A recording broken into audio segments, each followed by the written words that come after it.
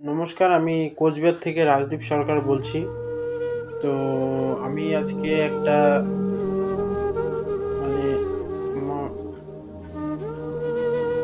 খুব একটা ভিডিও দেখে আমার এতটা খারাপ লাগলো, সেটা বলার মতো না।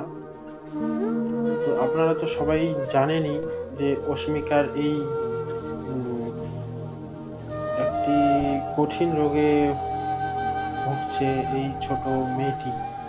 তো আপনারা আগে ওর পরিবারের এই ভিডিওটি দেখুন। Birthday to you. Happy birthday to you. Happy birthday, dear Roshmika. Happy birthday to you. এবার মুখটা দেখো। ওমা নিভিয়ে দিয়েছে। দুটো লাইটটাই ওর চাই। তোমার চারটে দাঁত উঠেছে। তোমার দেখি দাঁত আমার দাঁত দেখি, তোমার দাঁত কই? ওলবো বলি কটা দাঁত হয়েছে এই তো চারটে দাঁত হয়েছে। ওর আজকে 1 বছর হলো। আর যত তাড়াতাড়ি মেনলি ইঞ্জেকশনটা ওকে দেওয়া যাবে তত তাড়াতাড়ি ভালো। 1.5 বছর বয়সের মধ্যে অতি অবশ্যই ডাক্তার বলেছে ওকে ইঞ্জেকশনটা দেওয়ার জন্য। আমাদের হাতে আর ম্যাক্সিমাম 6 মাস সময় আছে। আসছি। বাচ্চার মতো দাঁড়াতে পারবো, আপনাদের কাছে হাত জোর করে এটাই রিকোয়েস্ট।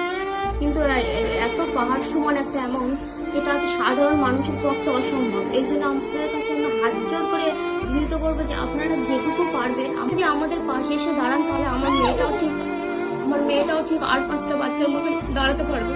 আপনাদের কাছে হাত জোর করে এটাই রিকোয়েস্ট।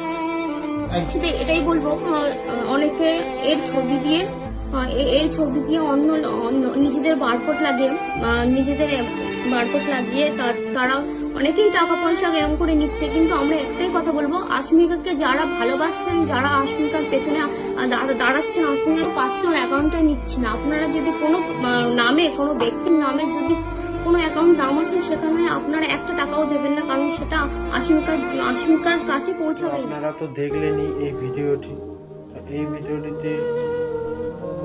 ভিডিওটি দেখে আমার এতটা খারাপ লাগলো না,